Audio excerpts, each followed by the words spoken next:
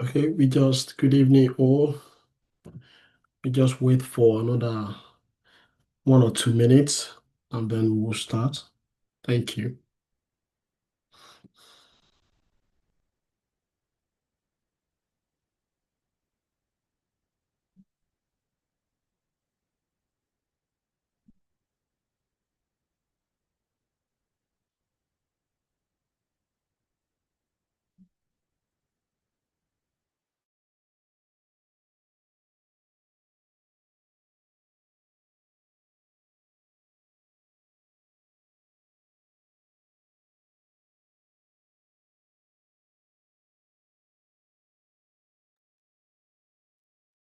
Yep.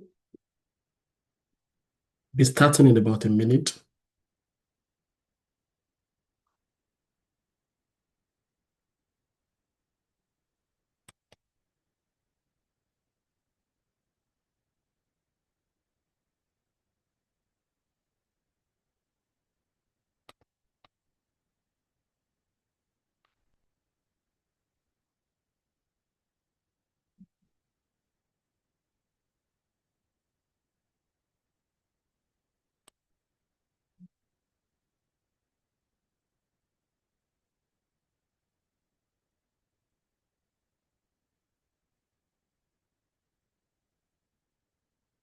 Okay. Yeah, I think others will join us as we progress. We give them a 4 minutes opportunity to be here. Good evening, all. My name is Tayo Olatimilei, and I'll be your sorry, and I'll be your coach tonight.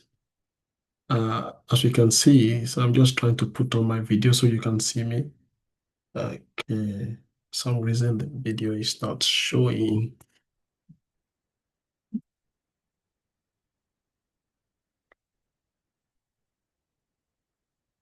Just a moment. Let me see if I can fix this video.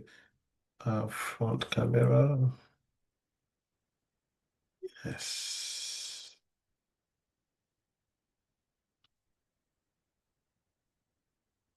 Okay. For some reason, I think I've turned my video on, but it's not coming on. Uh, use the video anyway. Okay. Apologies for that, but I want to believe you can all hear my voice. If you can, if you give me a thumbs up, that will be good. So that I'll be sure you can hear me as the video is not turning on. Are you able to hear me, please? Anyone put something in the chat for me? Should I take that? Thank you very much. That's all I need. Okay. So tonight we'll be talking about personal finance management and smart investing. So we try to vary the topic on every month because this is a monthly training and it's a free training that we do on a monthly basis, just to educate ourselves and just for us to share knowledge about the things we have experienced. And when I came into this country years ago, uh, the knowledge wasn't that common about investing. And in fact, I didn't know what an ISA is until so many years after, almost 6, 7 years after being in this country. But today, the knowledge is everywhere and is good so that we can quickly make use of it. No matter how long you've been been living in this side of the pond, taking action is what matters most. So today, we'll be looking at different things. We look at personal finance and then we look at smart investing, which is what we do.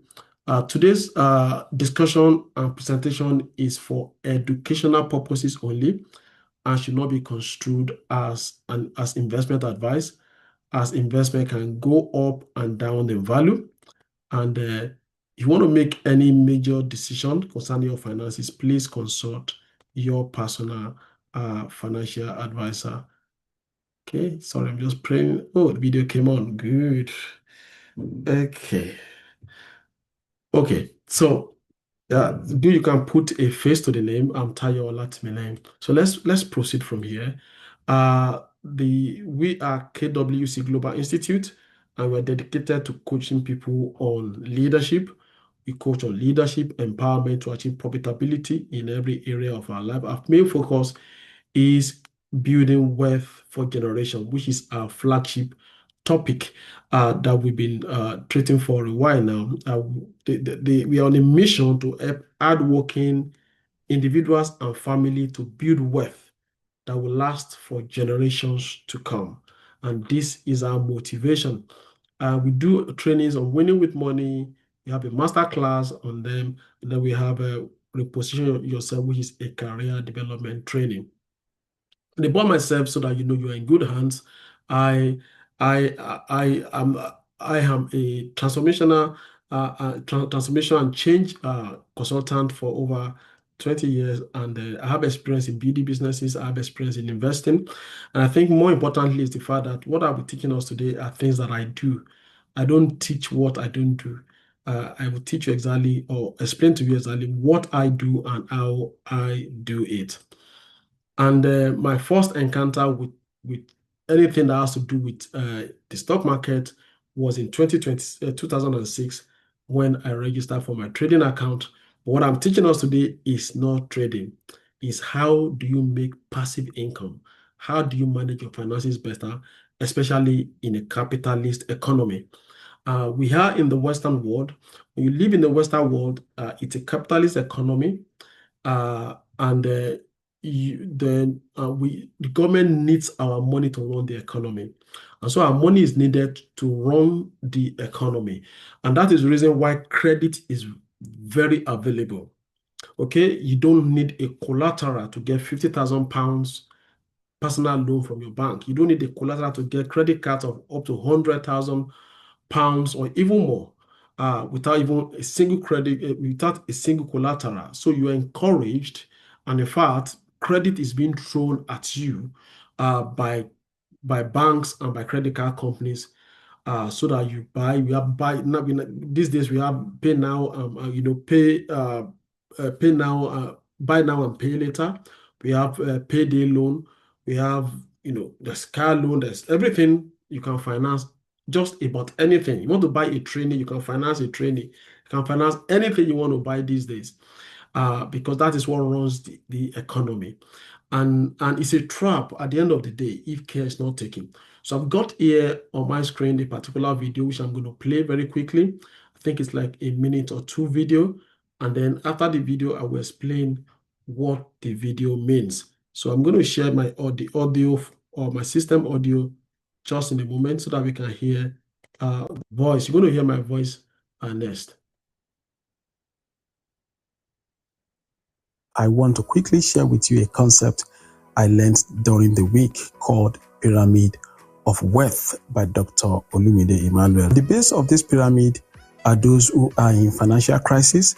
This level represents those who are without any source of income. They depend on handouts and generosity of others to survive. And next to this are those who are financially unstable, who have a source of income, but their take-home is not anywhere close to what they need to meet basic needs of life. They live perpetually on personal loans and credit cards in order to augment their income. And next to them in the middle are those who are financially stable. These are the middle to lower upper class people. They have good jobs, they earn decent income, they drive good cars, they probably have a house on a mortgage, they can afford to go on holidays, etc. These are the most deceived set of people in this triangle, because if they're out of job, they become financially unstable within 90 days. They have little or no savings, no income generating assets. They are actually 60 to 90 days from becoming homeless, because the banks will come after them in no time. A lot of the so-called big boys and big girls are in this category. And number 4 in the triangle is financial independence. People at this level have enough assets to take care of their needs. They earn passive income from businesses and investment that is equal to or more than what they get from their day job, if they still have a day job. They can choose not to work anymore. They have time freedom. And at the peak of this pyramid is financial freedom. At this level, you can take care of your needs and wants and even take care of thousands of people. You can make impact at a larger scale, and give away millions and billions without stress. Which level are you? In order to move from one level to another, a new body of knowledge, a shift in mindset, and association is required. I want to quickly share with you a I'm going to concept. pause it there, just moving forward a little bit so you can see the chart again. Okay, so I believe you've listened to that video, and the funny thing that probably jumped out to you is people who are financially stable. And people who are financially stable said they have the most deceived people within this particular pyramid, because people who are in financial crisis, they know they're in financial crisis. Those who are financially unstable seek for help, urgent 2K here and there.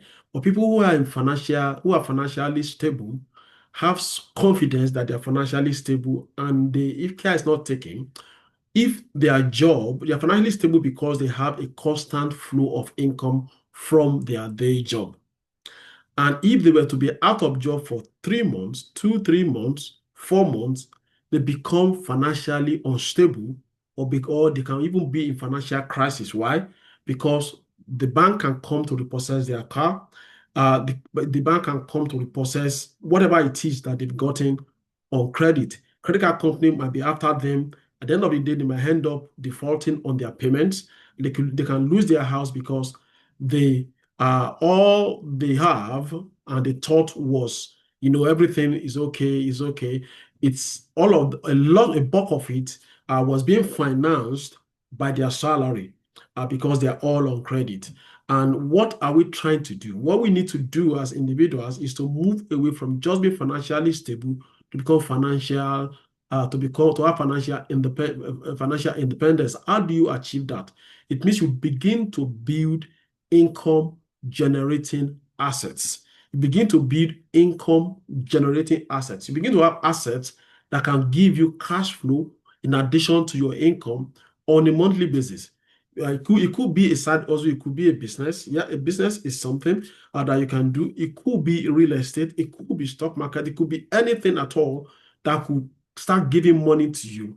And you become financially independent when your cash generating asset can replace your current income. So maybe how much do you need to survive in a month? Maybe it's 3,000, maybe it's 5,000, maybe your rent is 1,500, and then feeding and transport and whatever. Maybe your basic needs can be met maybe with 3,000, 4,000, 5,000. You need to have cash flow that can be equal to that, that can replace your income, for you to be financially independent. And from there, you can move on to financial freedom.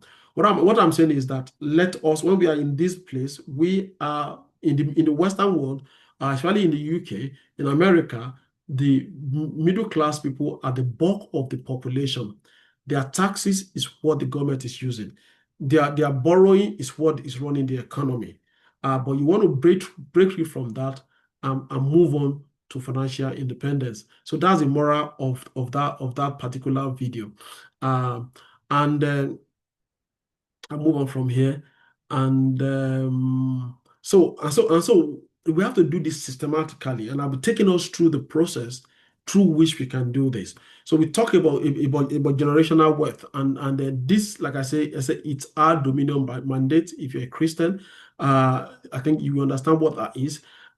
It's why do you want to leave a wealth for generations? Some people say, let me take care of myself first. Yes, it's good when you've taken care of yourself, don't eat it all. There will also be something left. So in the process of trying, this is what some people don't understand. When you are trying to reach the moon, the sun, you might end up reaching the stars or reaching the moon. But when you are only self-focused, then you are limiting yourself. But when you are looking at a wider picture, a bigger vision, then you will not only be comfortable, other people that are around you will be comfortable as well, because you enlarged your vision. So I said, why that? Is that because it's the will of God to prosper you? You can have a comfortable retirement. You're taking responsibility as a steward for whatever you have in your hand. You are taking leadership, because I'm from a poor background, ends at 30. After that, you had the background. So if you're complaining at 30, then you are complaining about yourself, not about your background. Stewardship, because God will only give to you what you can manage. So we talk about management. How do you manage your finances today? Then put into work the law of seed and harvest. And that means part of what you earn is a seed. We'll look at that today. What does that mean? And then what does that mean when it comes to investing and to our personal finances?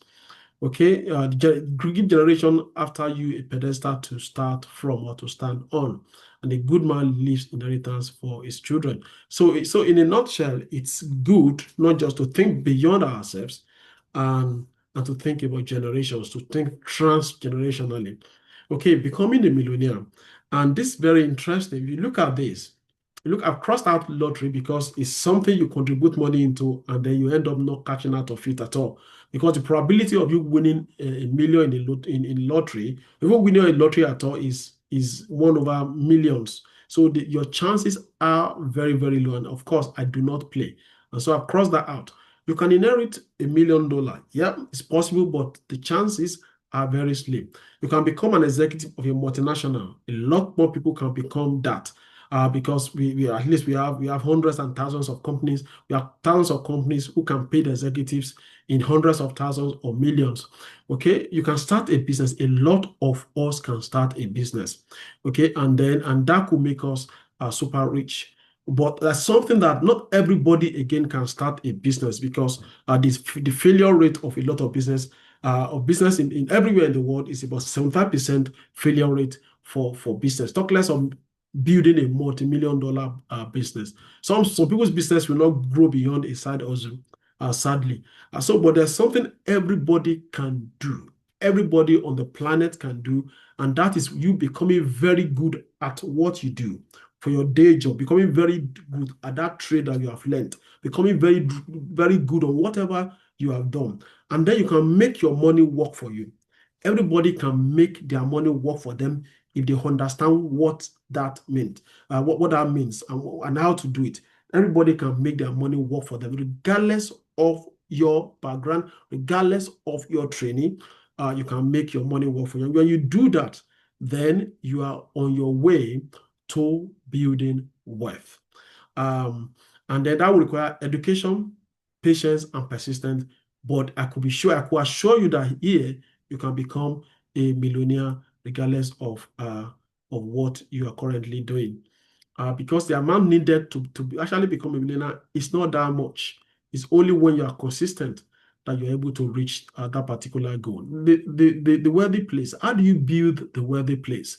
You need pillars, you need foundations. The foundation is that your mindset must support your vision. Okay, some people believe that it's not possible to be blessed or to be rich or to be prosperous. If you don't believe it, then it cannot happen, no matter how much you pursue it, because your mind contradicts what you are doing. Then again, your body care, it means we must take care of our health so that we are strong enough to enjoy the money that God has blessed us with. Then you now have pillar. Those are the foundations, but you now have pillar of things you must do in order to get to your wealthy place. What are them? Have financial education. So we'll talk about that very quickly. Then I talk about the seed, and then I talk about financial control, and I talk about how do you do investment? How do you invest in this economy? And I'll give you personal examples, okay, of things that I am doing. Okay, so that's the outline. Financial education, the seed, the money management, and then multiple streams of income. Okay, so the first thing is financial education. One thing I want us to understand is that investing is not common sense. Making money is not common sense. And that's a mistake a lot of people make. And that is why we've all lost money one way or the other. Hardly is there anybody who has not lost money one way or the other while trying to make more money. Why? It's because we lack financial education. Now, this is not to be derogatory to anybody, but the fact is that when we went to school, we weren't taught. We only taught how to get a job, how to be good at our job. We weren't taught entrepreneurship. We weren't taught how to make money. We weren't taught how to invest. So you could be a very good doctor, a very good IT engineer. You could be even a very good accountant. You could be a very good teacher. You could be a very good whatever profession you've studied, and you do not understand investing. Why? Because you have not been taught. So it's a line of education that we need to pursue, that we need to add to our knowledge. You don't need to go to university for it. You need to gather material and understand what it is. Where do I put money? Where do I put money and I don't lose it? Those are the things that we need to understand. So when it comes to personal finance, to financial education, what does it give you? It gives you your balanced, I'm talking about balanced, up-to-date financial education. So when I say that, it's because it keeps changing. Your education must be up to date. For instance, I told people last month when I did this training that the savings account that you have right now has become outdated. You don't put money into savings account anymore. Why? Because from next year, there's new taxes will be charged on every interest you make. And let me not just say that blankly. Let me give us a better understanding of what I'm saying. Let me deviate a little bit and explain what is happening with savings account. I met a lot of people that said, I'm very good at saving. When it comes to savings, I'm very good. Okay, but when it comes to investing, I just don't understand this investing thing. People don't understand. People feel maybe they are risk averse, and the reason why they are risk averse is because they don't understand how to do it. When you understand to do something, you'll be very confident. Like you can see a pilot can enter a plane and then take off to the sky. But I know if they say go and fly a plane now and you are not a pilot, you'll be afraid. Why? Because you have not been taught how to fly a plane. But someone else will just sit down and they know what to press, they know what to do, and that big thing is in the sky because they've been taught to fly a plane. Okay, so let me quickly just explain maybe I'm going to do a slide and put it here for that. So UK. So let's Google, let me show so that I can go and read the article after. UK, so let me say savings account interest, tax relief. So that just shows on government website what is actually coming. So this is what I'm looking for. What is it that is coming? So if you look at this, so if you look, let me copy. This is on gov.uk. Let me explain what this means. So I'll put this here. Then I'm going to go copy a similar table, which is also from the government, which is what our tax bracket, UK tax bracket. Okay, and then I will use those. So let's also go to gov.uk, and then let me see. Okay, it's not on that page. And I'll quickly use it to explain what will be happening to savings account going forward. Oh, sorry, tax here, not tax, just like tax bracket, not tax here. Okay. Yeah. So this table, we see that this table is similar to the other table. Let me explain the correlation between them. Because in the UK, taxation is based on how much income that you earn. So if you look at this table, so there's a basic rate taxpayer. So basic rate taxpayer are people who are here. So if you earn between 12,000 and 50,270, the amount of interest you can earn on your bank account without having to pay taxes is just 1,000. Anything above 1,000, you will have to pay taxes. And the new system that is coming in is that it's your bank that will declare your interest you've earned.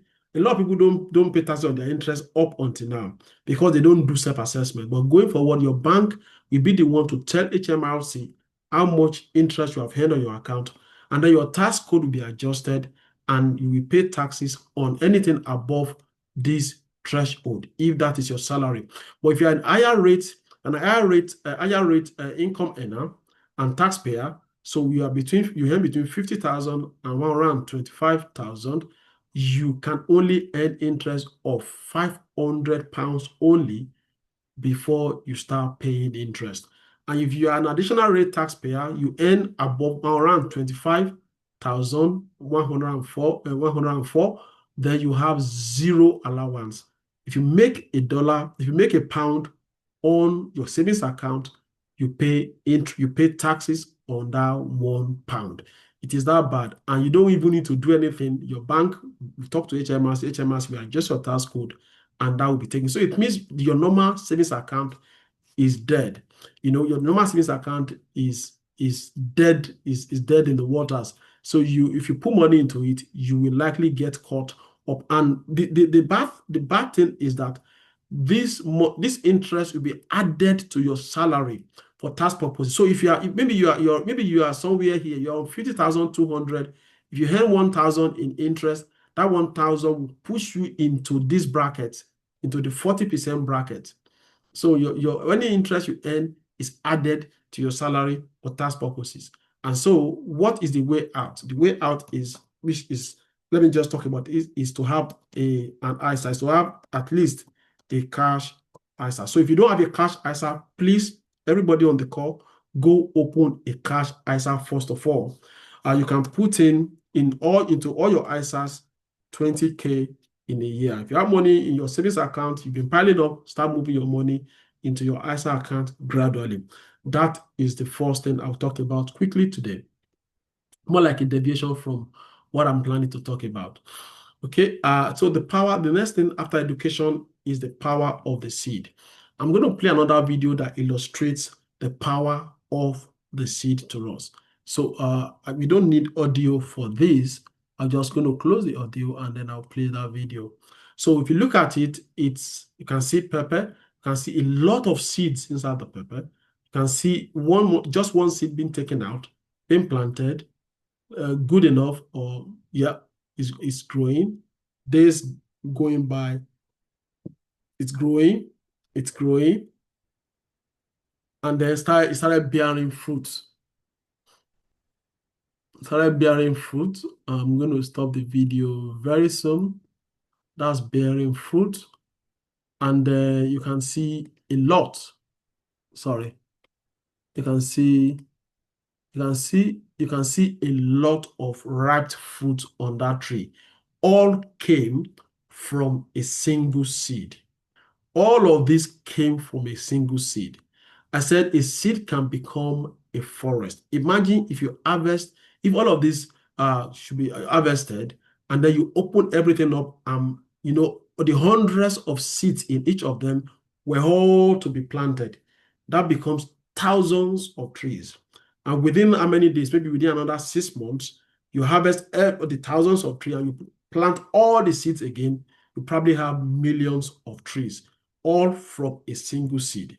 What am I saying is the power of a pound. That pound in your wallet, that 10 pounds in your hand, that 100 pounds in your hand, out of your salary is a seed. So if you see your salary as one of the pepper that this person started from here, imagine this is your salary, take something out of it and plant it. So when I say don't ignore the law of seed and harvest time, I was talking about you giving your offering to your place of worship. I'm talking about why that is very good. I'm talking about you taking out of the money that comes to your hand and you plant it as an investment. Do not eat it all. Now, if you understand this principle, that it is very, very wrong to eat everything that comes to your hand. Say, even the one that is coming is not enough. You might say it's not enough, and I will tell you what to do to make it enough. Okay, as we proceed, you can say, even the one that is coming is not enough. No matter how little that is, do not eat your seed with your bread.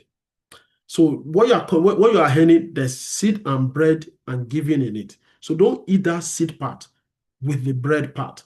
Plant it for tomorrow. Say, imagine that this pepper is your salary and you get paid 1 per month.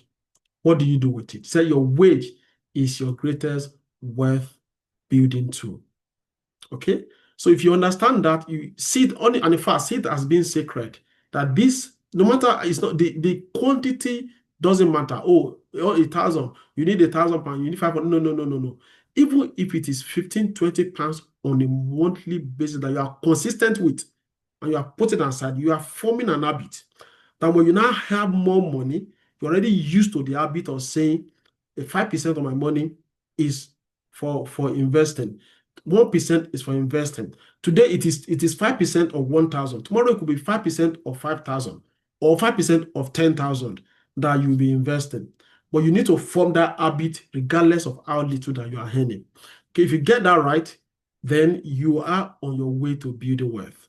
But if you are still at the stage of giving excuses that, oh, it's not enough, it's not enough, it's not enough, then it becomes very difficult for us to build wealth. I said the law of seed time and harvest time sustains the planet Earth. If you look at it, that we've not, since the world was created, we've not run out of apples, we've not run out of cattle, we've not run out of chicken, we've not run out of human beings. Why? Because everything God created, there is a seed inside everything so that they can reproduce after their kind. So your money can also give birth after its own kind, if I can use that word.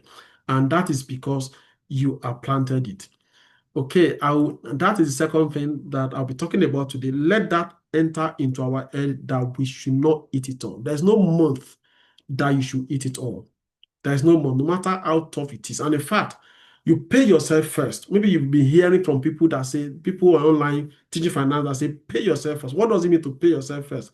It means as soon as your salary comes in, before you pay your rent or your mortgage or any other thing, the first day of the month or whenever your salary comes in, the first money that goes out is the money for your investment account. That is you paying yourself for your future. That is how to pay yourself. Every other thing, you are paying other people. You are paying Sainsbury's, you are paying Asda, you are paying Walmart, wherever, whatever supermarket you have in your area, you are paying all of them.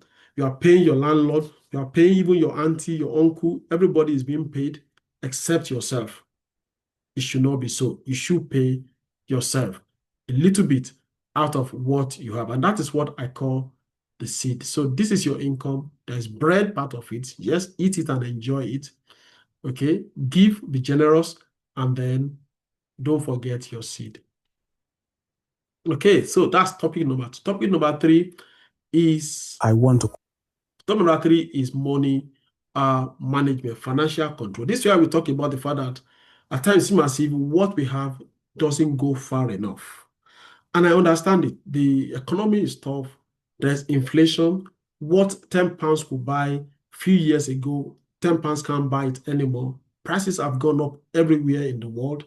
Salary is not increasing along with inflation. So I get it. It's biting everybody. But in the midst of that, there's something we can do. And that is to apply the principles of financial control. And I'm going to show us what I do personally in this regard.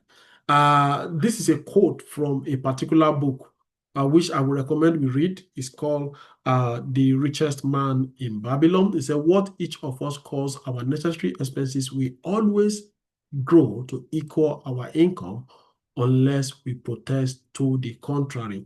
What does that mean? You would have noticed, okay, that when you were earning 2,000, you were just getting by with 2,000. When your money increased to 3,000, you were just getting by with 3,000. Your money has gone to 4,000. You are just getting by with 4,000. The money has increased to 5,000. You are just getting by with 5,000. Why? It is called lifestyle creep.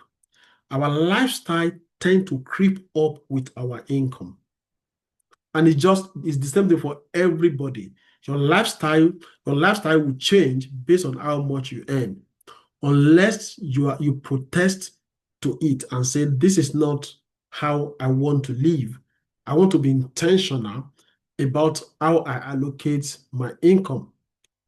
Excuse me.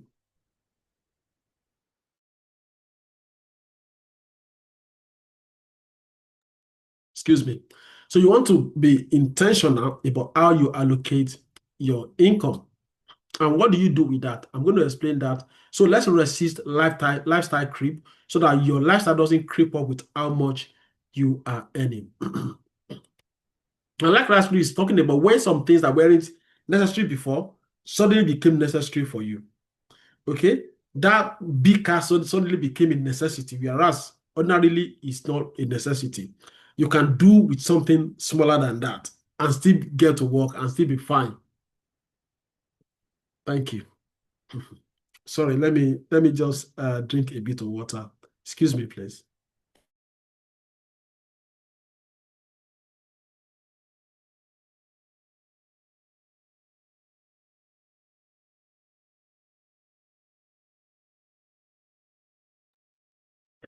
Okay, I'm back. Sorry about that. So we need to what? Not to make what is called discretionary consumptions to become essential consumptions. We should resist that. Okay, the next thing is, okay, so how do you do that? You need a written plan. You know, if you look at what I've been saying, I've been trying to avoid a particular word, which is the word budget. You need a written plan. What I call it on my training is give purpose to your money. Give purpose to every money that you earn. Before you earn it, your money must have a purpose attached to it. I did a video called How Not to Get Broke Before the Second Week of the Month. How not to get broke before the second week of the month. A lot of us before, by the time it's third week of the month, we are waiting for the next salary to come. We are all waiting. Okay, why? That is because that money has already finished. So how do you prevent that? Okay, and that is having a plan. I will explain how do you do that. So give purpose to every pound that you earn. It's actually a topic. I did a video, a 2-hour video on this topic alone in January. If you go to my YouTube page, you will be able to find this video. So it was to be more detailed. What I did there was more detailed than what I'm going to do today. So the first is to have a vision. What kind of lifestyle do I want to live? Okay, what kind of lifestyle do I want my children to live? In the future, when I retire, what kind of future where do I want to live? What kind of lifestyle do I want to live? Then make a list of all those things that you need now and that you need later in life. Make a list of them, especially the things that require you to use to pay money to achieve. Make a list of them, the needs and the want and everything. And then the next thing you're going to do is to look at your current spending. Am I spending in line with my vision? There are things that you are doing right now that has nothing to do with what you will have in your financial vision. And then you now need to retag your list. When you retag your list, when you now need to tag your list in what is your need, what is your want, what is your what's for your fun bucket, your need bucket, your want bucket, your fun bucket, which is your enjoyment bucket, and then your future bucket or your good future bucket. You now need to allocate and tag your vision with those 3 categories. And then you reallocate your income to what your vision is. And then you automate the process. If you don't automate the process, it will not work. You need to automate so that everything happens without you having to interfere with it. How do you automate it? I will explain it in a minute. So this is what I was saying. So you have your bucket, your must-have bucket, maybe about 60% of your income. Your could have or your wants is another bucket which you allocate money into. Then your good future is your bucket for the future. You also allocate to it, and then your good memory, which is your fun, date night with your children, with your wife, with yourself, holiday, whatever it is that will create good memory for you.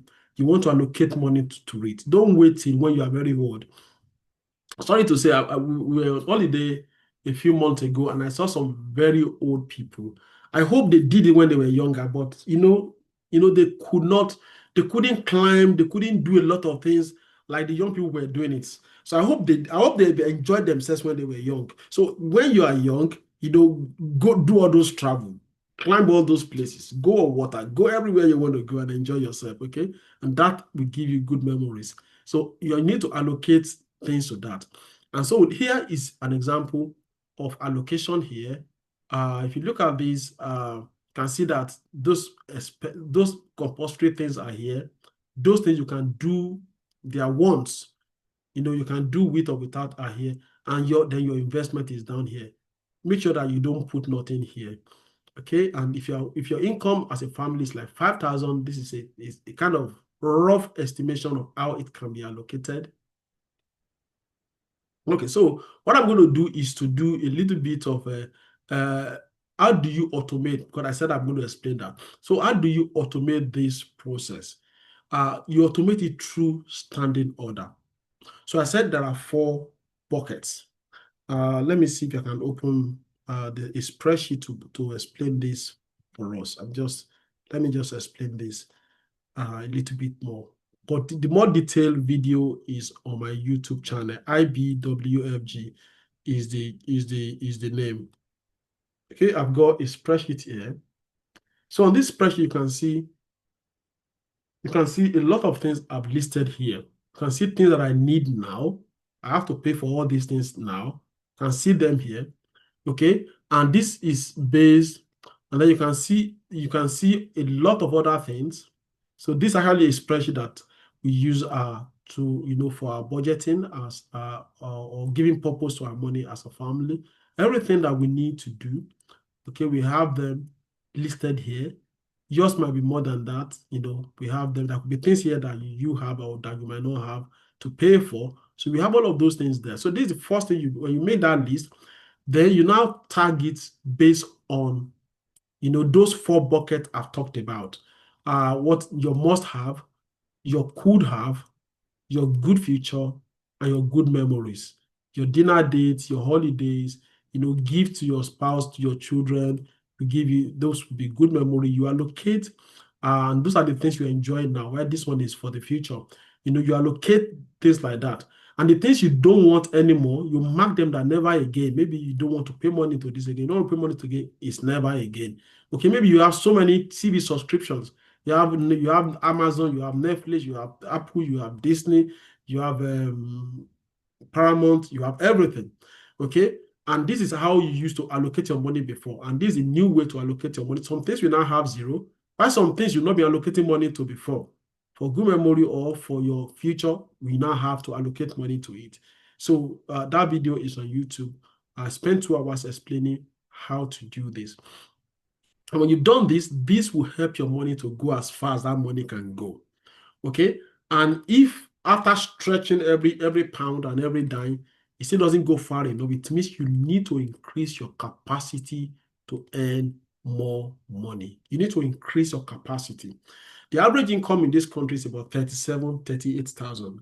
That is a little bit low. Okay, so what can you do? Whether maybe you're on 20-something or 30-something or 40, what can you do to increase your capacity to earn more money? Okay, so you need to look into that area and see how you can improve on that. And I think also did a video on that somewhere. If you check the social media. So this is my social media handle. Please go check out, follow and subscribe. Now let's go into the next topic, which is multiple streams of income. Now, how do you make more money? When you say, I've talked about the seed, what do you use? How do you put your seed to work for you? Where do you put your seed? How will your seed work for you? So I put in here, you must have seen this before, you must have heard about it before, cash flow quadrant. It was developed and popularized by Robert Kiyosaki, who wrote a book on it. So the same thing is what I've written here, so that I can explain it better to us. So the E quadrant, you have the EBSI quadrants. The E quadrant is the employee quadrant. The S quadrant is the self-employed quadrant. The I quadrant is the investors quadrant, while the B is the business owner. Now, business owner is somebody who runs a business with a structure, with employees working for them. So what does E mean? It means, and everybody belongs to either one or more of these quadrants. If you have a job, okay, your job, you times your job equals your income. You have no leverage. There's no passive income. Your time, you are selling your time for money. Okay, if you are a self-employed person, you're a consultant, self-employed consultant, IT consultant, but you work for yourself and stuff like that, what do you do? You own a job. You are still extending your time for money. There's no leverage because the day you don't work, you don't get paid. Maybe you are locally. The day you don't work, you don't get paid. It's only when you work that you get paid. So you still own a job.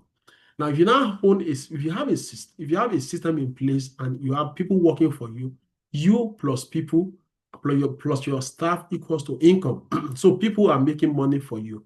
You are leveraging on their effort to make more money. You can afford to go on holiday and still be making money because some people are doing the job for you. You now have the I quadrant, which is the investors quadrant. Here is money that makes money. So it's not time, it's not people. Money is making more money. But what Robert Kiyosaki was trying to say is that there are different mentalities that guides people in this sector. But we want everybody to have an investor's mentality. Wherever you are in this quadrant, have an investor's mentality. It means money from your employment. As you're spending your time for money, put that money here, that money to make more money for you. If you own a job, and you are being given money, let that money come here and do work for you and give birth to more money. If you have business, don't put all your egg in one basket. Let your money also come here and make more money for you. That gives you passive income. And that is where you want to be. You want to be sleeping and be making money. You want to be on holiday and money is still coming in for you. You want to be in retirement and your money is still rolling in for you. That is where you want to. How do you do that? Okay. So we have what is called the passive income. Active income is when you work, while passive income, active income is when you use your time and effort to make money, while passive income is when you do the initial work or investment and then you keep making money thereafter. For instance, you may write a book. Okay, maybe you write a book, or you release a music, or maybe you invest in in stock, or you buy real estate, or whatever it is, affiliate marketing, or you start your own business. Whatever it is that you do can give you passive income. You put the effort in once, and then money will be coming. But when you extend time for money, you do this kind of jobs, and then you are working hard, not working smart. So number one thing that you can do is you can start a business. Okay, you can buy a business or start a new business. Let's assume you are interested in baking. You bake, you love to bake, and you want to start baking as a business. Instead of you trying to start a new baking company, why can't you go and buy a franchise of a known company, or go and buy a company that is trying to close down? Maybe they said, maybe the owner, like it's out there now. We all know that people who are baby boomers are retiring. They're in their 70s and they're retiring. Some of their children are not ready to take up their businesses, and these are businesses that have been around for 30 years, 20 years, or even more, 40 years, some of them. You can buy those businesses. Bank will finance such things for you. You can buy those businesses, and from day one, you start making money. Than you trying to build a brand or build a name for yourself from the scratch. Go and buy an existing business. People are buying care homes now. People are buying, they are buying laundromat. People are buying a lot of, boring, they call them boring businesses. But what's the cash flow? They bring money to the owners. So you want to look at something like that. And if you think you want to start something from the scratch, you can also start. But when you're starting a business, make sure you're starting a business that correlates with your lifestyle, your personality, your passion, your hobby, and there's a need for what you are trying to do. And make sure that it is scalable. Scalability means that it can become bigger and you can leverage on technology to make it bigger in the future. Don't start something that the people that want it is just 1,000 people. Start things that your market, your total addressable market is in millions. With that, you have the opportunity to scale your business and become profitable. And then listen to your heart. Let God lead you in whatever you want to do.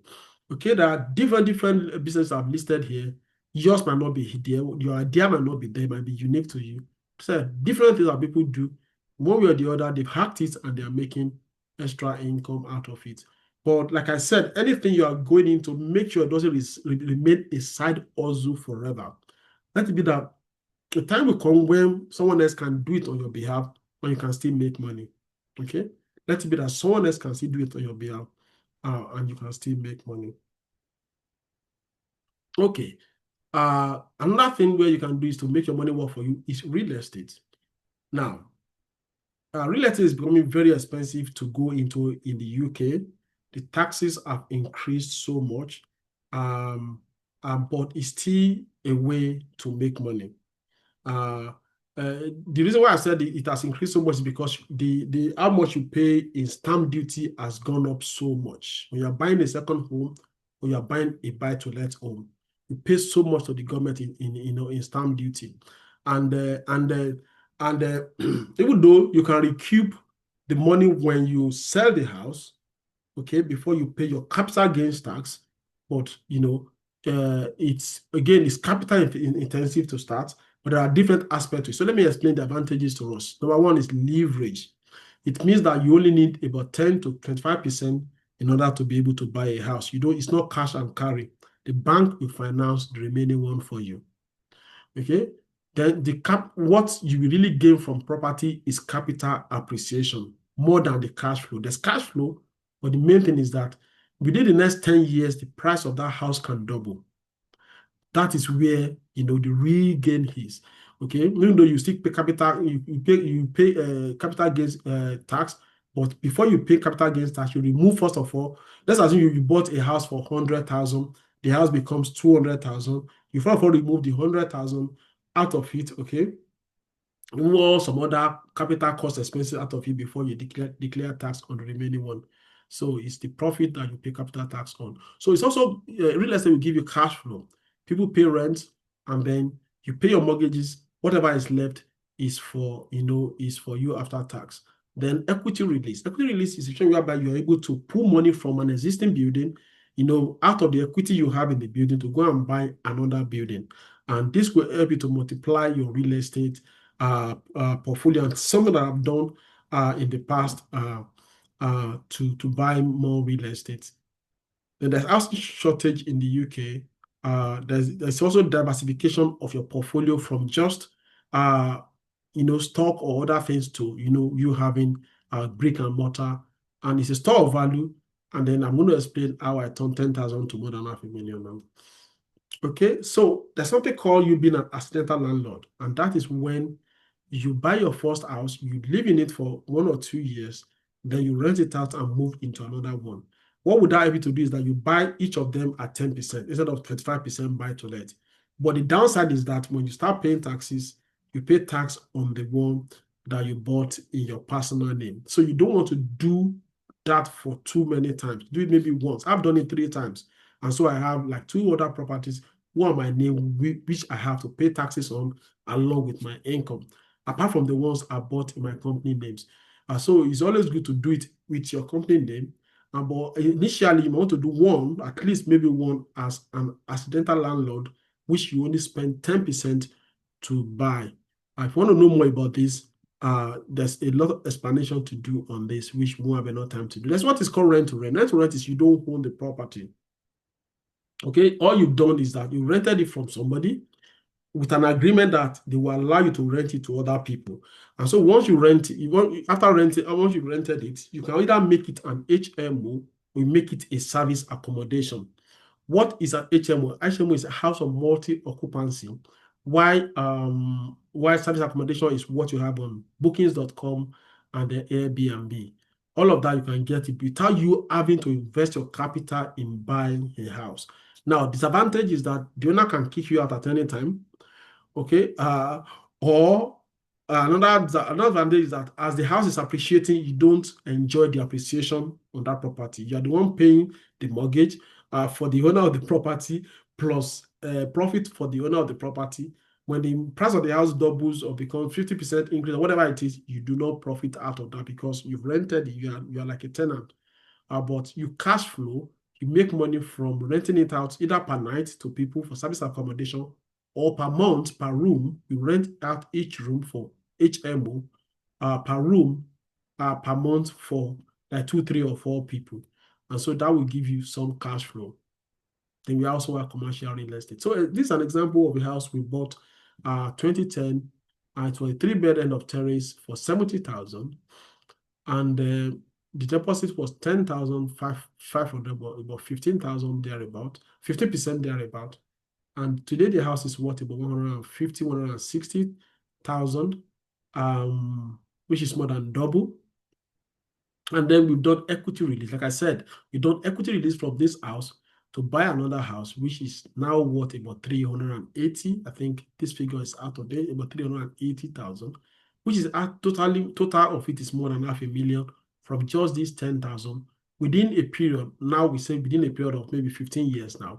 But that is what is possible. It means even now we can release another equity from here to go and buy 2 more houses if I so wish to do so.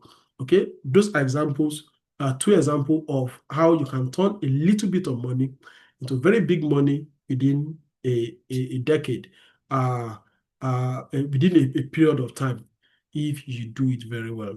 So don't wait until you can afford a mansion. Any property you can get on now, get on it. Live in it for 2, 3 years. Rent it out and move on from there. You are being strategic about your future. Okay, let's move on to another way to do this. Passive income through investment in stocks and shares.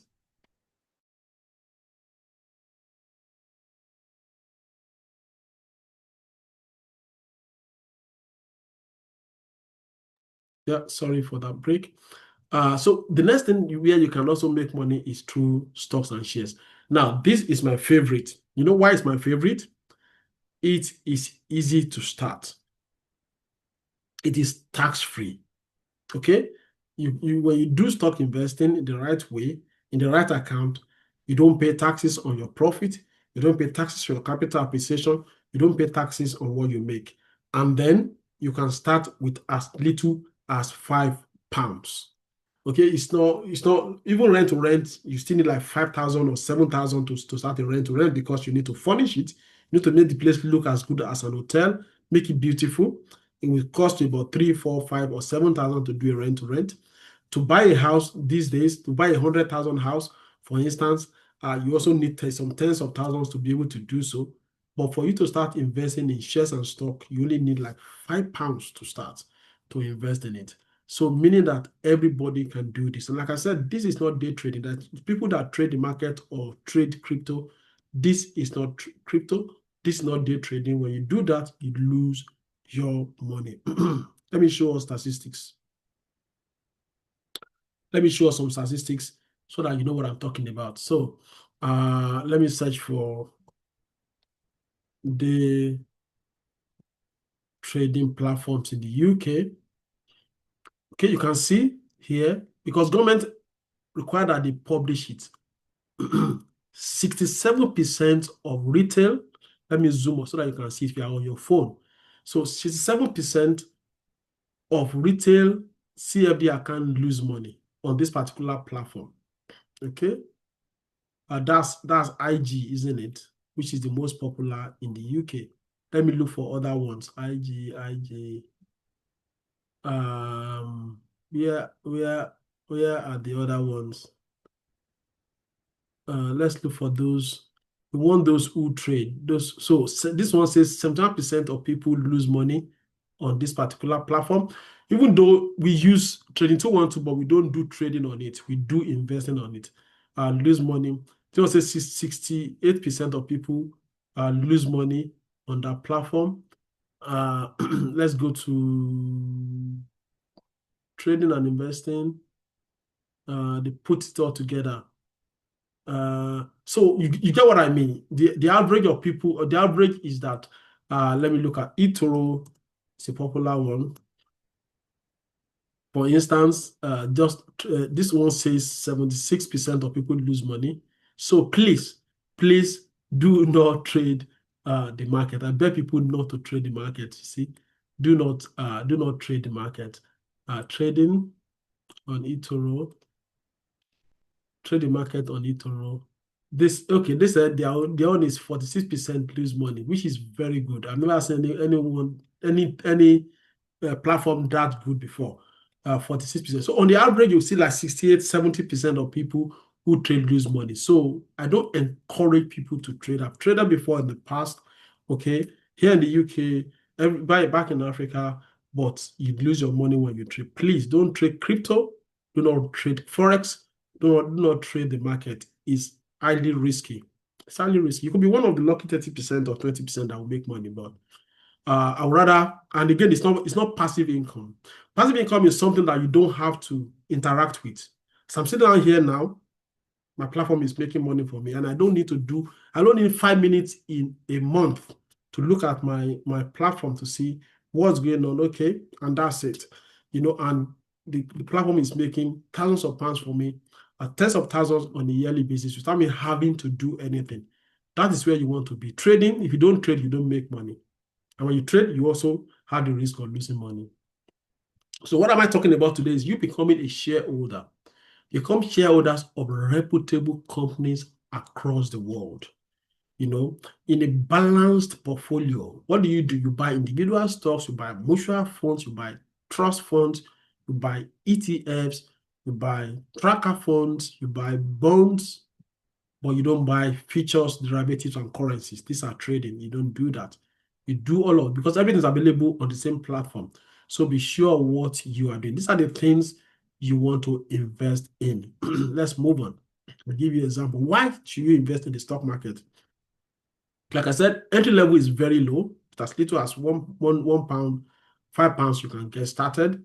Okay, and this is where the wealth of the world is. All the billionaires of this world, how do you measure their worth?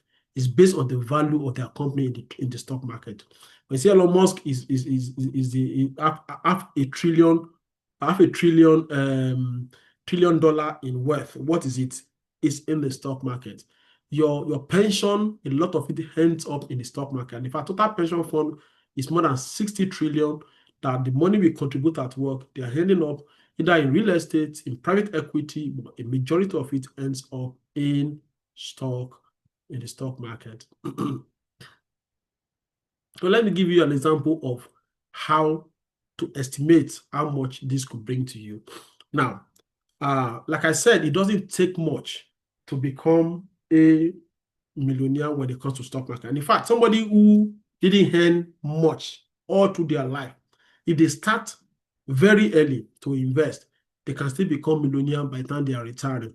Let's start with a very small amount. If you can put aside £150 and put 10% return, increase on your growth on your money, and you can do it. Let's start from somebody who just finished school at the age of 21 from their first job.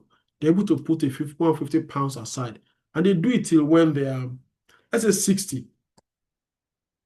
Okay, let's call it 35 years. Okay, and all they do is £150 all through their life. They still get to $500,000. That why? Because they started very, very early.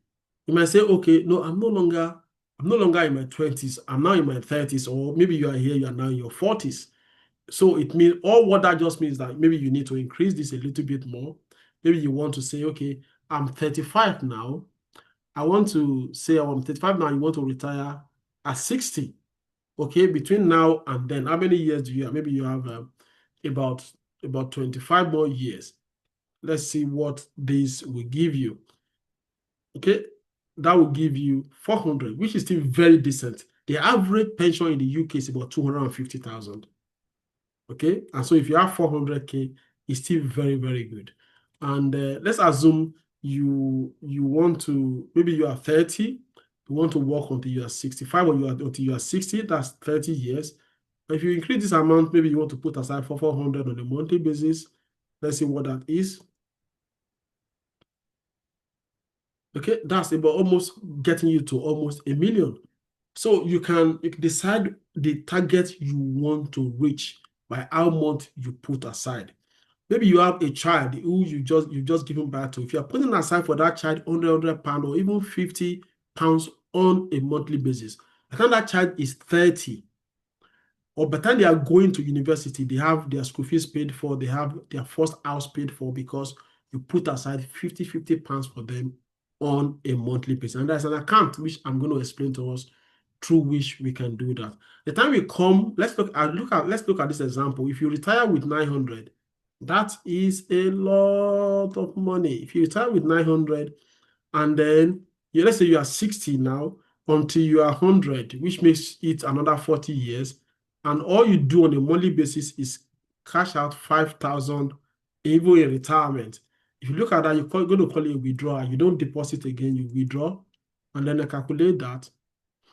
If you look at that, by the time you are 100 years old, from the age of 60, you still have 17. You done one more, about 900,000 becomes 17 million, because you'll have had interest of over 18 million, and all you spent is about 2.4 million during that period. Why? Because your interest rate is more. You are spending 60,000 every year as an income, as somebody who is retired, but your interest rate is more than how much you spend. You're only spending your interest, and not even spending all of your interest. And so that money is growing exponentially, that money will never finish even when you turn 40. And these are things you can pass on to your children. What am I saying is that there's power in investing. There's compound interest power when it comes to investing. I'm going to show us some real life examples right now of things that you can, of investment, and how much they are generating. So let's move because of time. Move on from there. So look at some companies that are put in here and how much they've generated in the last 10 years. Okay, if you look at this, Apple will give you 23%. If in the last 10 years, it has given 23%, 23.7% every year for those who invested in Apple. So let's go look at some practical examples and look at. So this calculator will show you any company in America. I think in most cases in America, will show you what they've done over a period of year. This is Apple. So let's assume you put let's make it 5,000. Put 5,000 into Apple 10 years ago, 2015, and now how much would that money be? That money will have become 48,000. And that is at an average of 25% on a yearly basis. You can see how good that is. No savings account can give you 25% on a yearly basis. Okay, and you're not the one running Apple. Do you understand? You are not a staff of Apple. All you've done is that you just put your money there and you forgot about it. Okay, and then you wake up 10 years later, you have this kind of money in your account. Okay, let's look at another one I have on that list. So I also have Microsoft, which is very popular. Now, I'm not saying you should go and buy this company. I'm just telling you what is possible. You need to do your research before you buy any company, please. So let's look at what Microsoft will have given you over the last 10 years. I'll give you 54,000. Your 5,000 will have become 54,000. That's an average of 27% on a yearly basis on your money. That's the growth you experience, 27% on the average on a yearly basis. So that will be ups. You can look at it, you can see up, you can see down, you can see up, you can see down, you can see up, down, everything, Despite the up and down, you still have an average of 27% every year on your money. And then let's look at popular ones. Netflix, for instance. Netflix in the last 10 years will have given you another 25%. Which other popular? Let's look at the one that won't give you so much. Coca-Cola, for instance, will not give you so much because if they pay you dividend. So Coca-Cola KO. Yeah, this one, that's Coca-Cola International. Will have given you 8%, modest, still better than what a savings account will give you. But you know what? Coca-Cola will have paid you dividend over that period. Let's look at how much Coca-Cola is paying in dividend. KO, Coca-Cola. They will have been giving you almost 30% dividend every year on top of your money.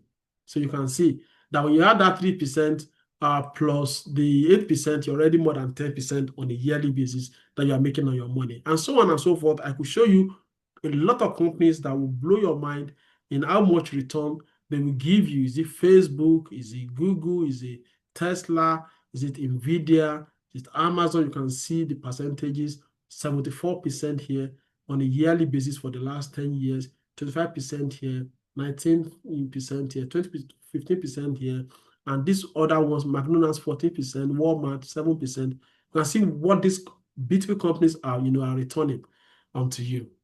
Okay, let's move on from there. Why am I showing you that? Is that some people believe the stock market is risky, but it becomes risky to you because you don't have understanding of it. Like I said, you can't just go and fly a plane. It's risky for me to go and fly a plane. Why? I'm not educated to be a pilot. I've not been educated to be a pilot. So it could be risky for you to say, I want to go and invest because you have not been educated on how to build an investment portfolio. And all we see in CNN in the news is that, oh, there's crisis in Iraq, there's crisis in the Middle East, there's crisis in Russia, there's crisis in Africa, there is this in America. No, that's all we hear. We hear the bad news, but they don't tell us the good news of the money that billionaires are making. They don't tell us that. So this is an example of the last 15 years in the stock market. So this one is showing NASDAQ. NASDAQ is technology stocks in America. It's a stock exchange where you list a lot of companies, major list technology, finance company, and the banks are there. or majorly technology stocks. See what it has returned year in the last 15 years. Only 2 years that it has been negative. 2022 when there was high inflation, 2018. Aside of that, in fact, 2020 coronavirus was not even negative. It bounced back. Look at the same thing. S&P 500 is the 500 biggest company by market capitalization in America. Look at it, in the last 15 years, it only returned negative 2 times.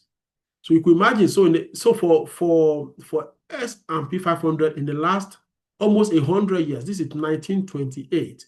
So we are in 2025 now, remaining 3 years to become 100. In the last 97 years of S&P 500, it has returned an average of 15.5%. Sorry, 11.8%. Last 15 years, 15%. In the last 97 years, it has returned 11.8%. That shows that when you stay long enough, there's no way it will not average out and you'll be in a good place. Okay, if you look at NASDAQ has returned since 1986, which I think is about 40 years or so. It has returned 18.7% on the average. In the last 15 years, 22%. What am I trying to say is that the stock market is not as risky as people portray it. If you understand what you are doing, if you stay long enough, it is not as risky as people say. So we always add it that there's capital is at risk. We must add it whenever we talk about money, that capital is at risk. But when you understand what you are doing, history is on your side. Okay, so these are the news that discourage you from investing. There's OSP, there's Brexit, there's Ebola virus, there's a recession, there's trade war, government is shutting down, there is a coronavirus, there's inflation, there's this and that. You know, all of this bad news is what you hear in the news. But for those who have understanding knows that the way the market is going is up, up, up, up. So this will be a screenshot from last month. Okay, let me explain this major point to you. This is year 2000 when there was dot-com bubble. That was when the likes of Yahoo, Google, all of them are, they just came up. So Amazon, all of them just came up. And then there was crisis and in the market. So market came down. They call it dot-com bubble and bust. And then it recovered back and then came down 2008 when there was financial crisis. If you remember, banking crisis in the mortgage subprime from Iceland to all over the world. That came down. But again, it went up, and this again, and for 10 years, it was going up. And then coronavirus happened in 2020, came down sharply, recovered that same year. And then 2022, there was inflation in 2022, came down, went up again. When Trump came into power, Trump was put tariff on all the countries in the world. That affected the market, came down, but here now, it has gone back up. They got into the highest ever. So what am I trying to say is that despite all the news, all the whatever, all the risks that people talk about, the direction of the market is it's in the upward trajectory. So do not procrastinate. I said doing nothing or procrastinating is riskier than making informed, educated investment decision. So let's get as much education as you can. Just like you are here on the call tonight, you are getting yourself education. You are learning. Either things you know before is being better explained to you, or you are being reminded about things that you know, or even things that you probably don't know before. You are being told about it today. So what are the accounts you can open where you don't pay tax? Well, I am for smart investing, where the government is not. I'm not paying tax to the government, and I can easily build a portfolio where I don't have to get involved with it on a day-to-day basis. One of it is, how do you make your children millionaire? Is to open for them a junior ISA. ISA has been around for 25 years. And it has been tax-free for the last 25 years. So there's a lot of noise in the news. We'll know by in this November 26, when the autumn statements will be read, we'll know what will happen. But I can tell you, ISA will not be taxed, at least for now. What they can do is to reduce how much cash you can have in your cash ISA. And that is why you need to learn investing very quickly, because cash ISA, they don't want people also to keep so much cash. They want you to invest. Now, the traditional savings account, like I told us at the beginning, is dead. You can, if you move all your money into cash ISA, which they know that's where people will move their money into, they want to reduce how much cash ISA that you can have. So now you are forced to invest. So the earlier you understand investing in this country, the better. That is where the government wants us to go to. So, junior ISA, you can put in for your child up to 9,000 in a year. It's tax-free. When they turn 18, the account is handed over to them. You can start with as little as 50, 100 pounds or 50 pounds, actually. And this is it. You can go and open for them on any of this. The best for children is this particular one. This is the best for children because the fees, but for adult, it's expensive. It's the most expensive when it comes to adult.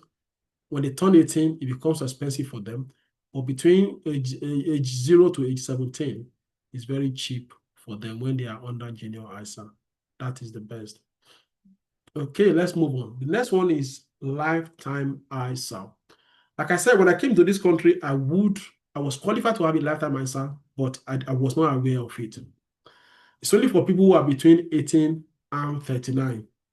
Once you cross 39, you can't open a lifetime ISA again. So if you are there, you've not opened it, you already crossed 39.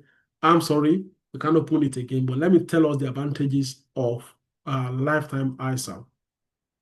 Now, the advantages are, it helps you to save towards your first house.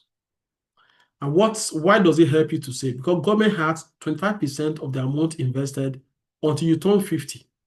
So they can, government will give you a minimum of 1,000 on top up on your account on a yearly basis, free of charge. I'll tell you the caveat. Okay, the caveat. So if you put in 4,000, which is the maximum, you get 1,000. If you put in 100 pounds, you get 25 pounds. You give me 1,000 pounds, you get is it 250 pounds? So you get 5% of whatever you put into it. Okay, and they keep, if you keep that account beyond your first house to retirement, they keep adding 1,000 to it. You do 4,000 until you turn 50, and that is free money for you. Now, if you don't buy your first house with it, then you must leave the money until you turn 60. That is the caveat. And if you want to withdraw before you are 60, you'll be penalized. You pay 25% in tax for any money you remove from your lifetime ISA before you turn 60. Now, to buy your first house with it, you can't buy the first house within the first 12 months of opening the account, but after 12 months, you can buy the house. The house cannot be more than 450,000. So any house beyond that will not qualify for lifetime ISA money. So you can imagine you saving for like let's say 3 years. Okay, you saving money for about 3 years, and you're getting 1,000 from the government, and you are putting in for 4,000.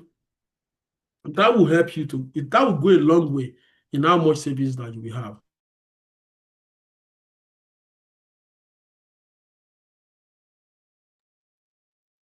That will go a long way in how much money that you will have in your lifetime ISA. Now, another reason why I love ISA is because when you retire, you don't pay taxes. Because it's an ISA, it's a type of ISA account. When you retire, your workplace pension, you start paying taxes because the money was removed while you were working before tax. Your pension will be removed before you pay your taxes. So when you now retire, you'll have made profit on your pension. Government will now start taxing you when you retire. But for this particular one, which you can't touch until you are 60, when you retire at 60, you don't have to pay taxes. So that makes it one of the favorite accounts that you can have. But unfortunately, I don't have it. Why? Because I was already over 40 before I realized there was a license. So if you are here, you're not up to 40 yet, go and open it and put £5 into it. And then think about what to do with it later. Open it, put £5 into it, and leave it there until you understand what it is. If you don't get it from this meeting, just go and open it first. If you're not up to 40, go open a LISA first. and then put £5 and then try to understand what it is before you turn 40. Okay, something big, strong can come from something so small. And that's the power of investing. The next thing you need, you can open a junior SIP for your child. What I prefer, you open for them the junior ISA. Junior SIP is like a retirement account. They can't touch it until they are like 55 or 57. Because this age is increasing to 57 very soon. So they can't touch it until they are very good. But for your ISA, for their junior ISA, they can touch it from the age 18. You can withdraw and buy a house for them. They can withdraw and, and pay for school fees out of it and stuff like that. They can withdraw, out of it. Even yourself, when you have your own ISA, which I'm going to talk about very soon, it's easy access. But for anything SIPP, self-invested personal pension, you can't touch it until the age stipulated by the government. Okay, so you can open a retirement account for your child. You can put 2,880 in a year. Government will top it up with 20% because you already pay your taxes on the money. The tax will be refunded back to you indirectly, and then you can have that. Okay, that means 3,600 in a year. Okay, account number 4 you can open is ISA. So try and write down the one that's applicable to you. For the ISA, like I said, is easy access. You can put in money today and withdraw the money tomorrow. It doesn't matter. But anything you put into it counts towards your 20,000. You can only put 20,000 across all your ISAs, both cash ISA, stock and share ISA, and your lifetime ISA. Let's assume you are below 40. You can have a LISA account, cash. You can have a stock and share LISA. You can have a cash LISA. You can have a stock and share. You can have a cash ISA, a stock and share ISA. So you can have all of those 3 accounts: cash ISA, LISA, and stock and share ISA. If you're already above 40, you don't have. You can only have cash ISA, and you don't have a LISA before. You can only have cash ISA and stock and share ISA, and that will share this 20,000 allowance that you can put into it without being taxed. So anything above, what you try to do is don't put more than 20,000 across all your ISAs in a particular tax year. You can start with as little as those are £5, £10, you can start that. I said that a lot of ISA millionaires in the UK who don't pay taxes. Account number 5 you can have is a retirement account. Now, even though it's going to get taxed at the end of the day, but for somebody like me who missed out on LISA, I didn't have a choice than to open a SIP. What is a SIP? A SIP is a retirement account, self-invested personal pension, where you can put money into. Now, what I tell people to do is to have this in parallel with their workplace pension, because yours might actually do better than your workplace pension. And that's what I have noticed, that my SIP is doing better than my workplace pension, because I've been able to build a portfolio that is a growth portfolio and is growing a lot better than what I have in my workplace. And so you can have another one parallel. Any money you put into your SIP, you get a top up of 25% from the government. You can get as much as 45% depending on your tax bracket. So tax bracket will come into play again. Let me open that notepad that I was using. So for people, if you earn between zero to 50,000, government will give you back 25% top up on your SIP. You earn between 50 and 125. You can claim back the remaining 20% top up through your self-assessment. Automatically, they will give you the first 20%. You can claim back another 20% through your self-assessment. You earn over 125,000 and you are putting money into SIP, you get extra 25% back on top of the 20% that your platform will claim for you. So this first 20% is claimed for everybody automatically. You don't have to do anything about it if your income is between this tax bracket from 0 to 50,270. But once your income is between 50 to 125,140, the extra 20% relief, you get it back through your self-assessment. And then if your income is here, you get 25% extra top up back through your self-assessment as a tax relief. Okay, so let's move on. yeah, those are the accounts you can open. I said the best time to plant a tree was 20 years ago, and the second best time is now. So if you missed out on this, the next best time is now. So this is a summary of all the things I've talked about. And then let's go to where you can open this account. This is a summary table for the things I've just talked about. You can take a screenshot if you want, or you go and look at it. I'm going to upload this video to YouTube. Maybe by today, tomorrow, you can go look at and go and listen to it again. I'll look at the ones I did last month or the one I said I did in January. Okay, where can you open this account? I put up here trading 212 as the top one. Yeah, because I use trading 212. Currently, I've used other ones. I use trading 212 currently, and let me I'll show you a few things. So this is an example of an account opened last year. This account opened last year. You can see the rate of return is almost 40 of 36.9, almost 39%, 36% rate of return within a year. In the last 3 months, 13% in the last 3 months. Last 1 year, 36% rate of return is what that account has given. Okay. And the rate of return is, it considers, rate of return represent percentage of growth or loss adjusted to the size and timing of individual investment. So the money you added yesterday will not have as much impact as what you added 12 months ago. So that's what rate of return is. If I had added the money from 12 months ago, you'll have given me 40% of my money.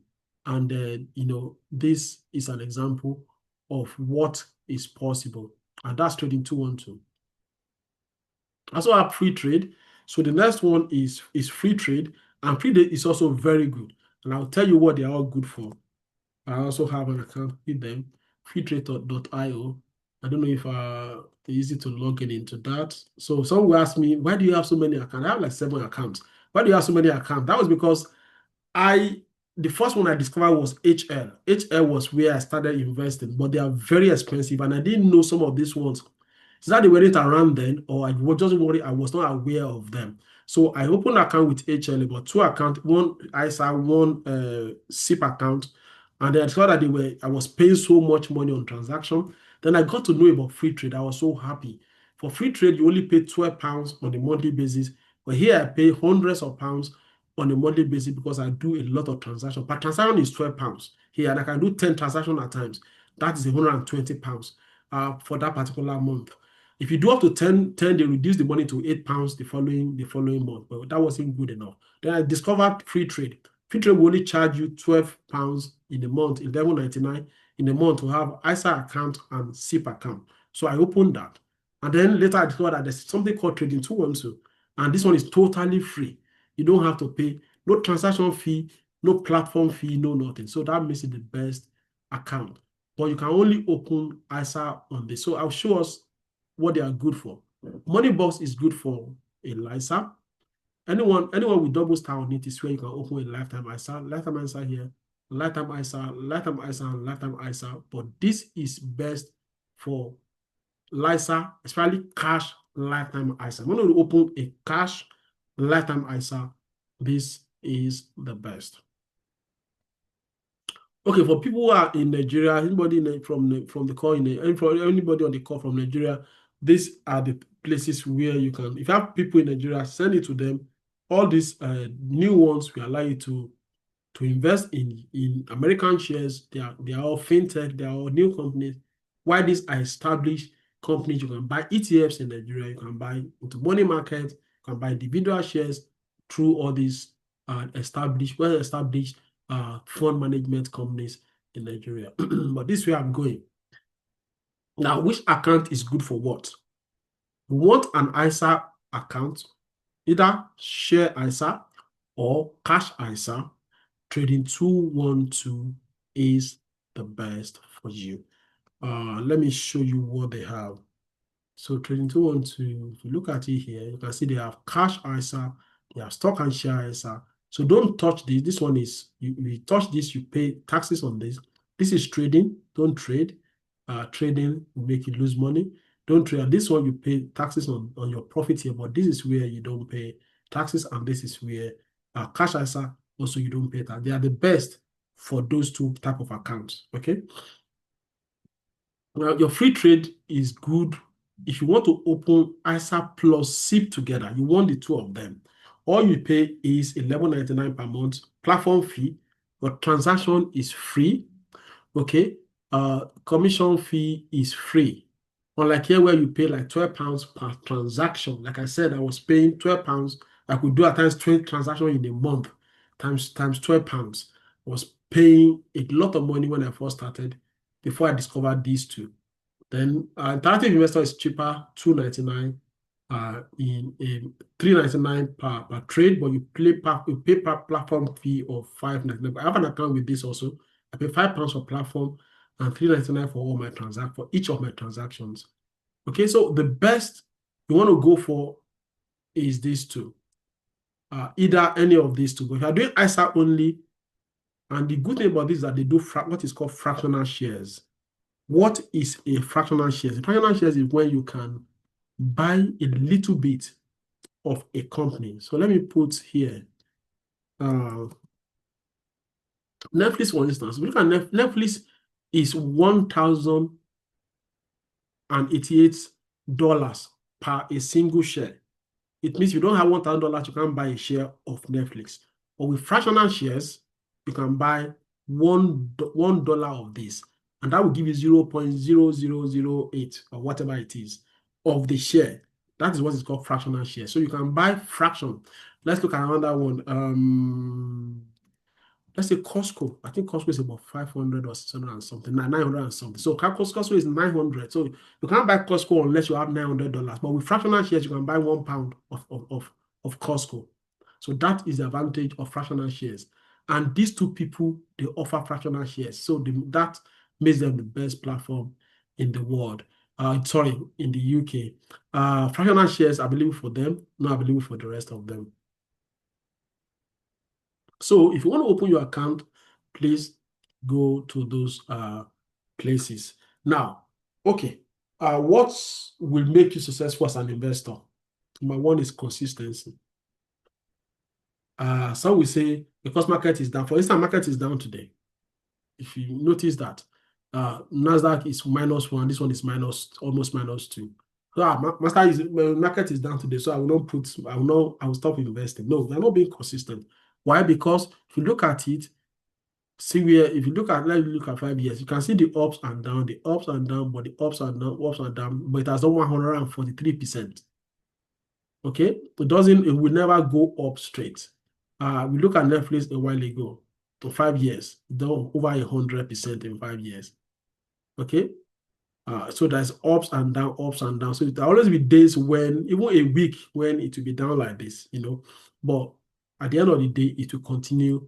As the company are performing very well, as they perform well, they bring in, or is it MasterCard, for instance? Let's look at MasterCard. Say 5 years, you can see 76% in 5 years. You can see the average that gives you 9% in the last 1 year. So you can see what average that will give you over a period of time. Let's look at maybe bank, Goldman Sachs. The last 1 year, they give you 50%. In the last 5 years, give you almost 300%. So you can see some very good, well-established companies that are not going anywhere. So you need to be consistent. Then you need to diversify across. So the best way to diversify is to buy what do you call it, S&P 500. But there is a better way, which if you come to my masterclass, I will show you a better way beyond S&P 500. S&P 500 is where you buy 500 companies in the US, but you buy with a single stock. So we have S&P. So this S&P 500, for instance, so in the last 1 year, it has done 18%, which is not bad. In the last 5 years, it's done almost 90%, which is almost 20, getting close to 20% per year. Okay, which is also very good, but there is a better way to also go. So if you want to start today, buy this. Okay, buy this. Don't procrastinate, please. When you get off this call, get the app, install one of the apps, and buy and search for S&P. For instance, if I search here for S&P, S&P 500. So that's it. So any of these, especially this one, the ACC, the accumulative, that's it. Or any of the ones you have here, start with that, and then learn, understand more, do more research, do more training, be patient, give yourself a long-term perspective. I tell people that the money you need tomorrow, the money you need in the next 1 year, you don't put in the stock market. Okay, the money you need in the next 2-3 years, let's say you have to have at least 5 years perspective, 4-5 years or more perspective in mind. Some people, when crypto was going all over the place, some people went to go and they withdraw their deposit for their house to go and put in crypto with hope that it's going to multiply and give them 100%. They lost their money. No, don't be greedy. Okay? And investing in stock market is not for short-term basis, because you need to stay there longer to get the benefits. So all the ups and downs, you recover from all the ups and downs because you stayed in there. Like I said, look at S&P 500 for 5 years. It's gone up, it's come down, it's gone up, it's come down, it's gone up, it's come down. Now it's gone up now. Okay, but if you needed the money here, it means you'll be forced to sell at a loss. When you stay longer, like say 5 years, then you can see this kind of return on your money, almost 100% on your money. Okay. So don't follow avoid head mentality. Don't follow the crowd on the internet, on TikTok to invest. Put in risk management. Let we have good risk management in place, which is more of diversification. Okay.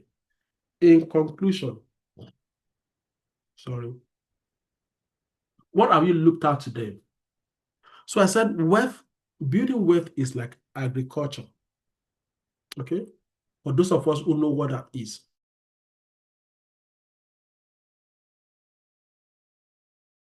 So I said it's like agriculture. I said you cannot plant a seed today and expect to eat bread from it tonight. You'll be deceiving yourself.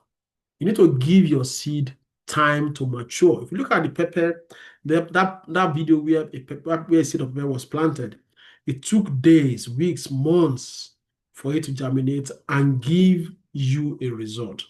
So be patient. Okay, while investment can go up and down in value, making informed decision, being patient and consistent with long-term perspective will make you a good and a profitable investor.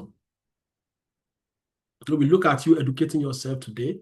So I'm inviting you, if you want to come for the masterclass, is happening later this month. That will be on the 15th of November is when that is happening. If you want to come and build what do we do there? We build portfolios. We build profitable portfolios that return 25, 30, 40% in a year. So I'm going to flash on the screen the ad for that.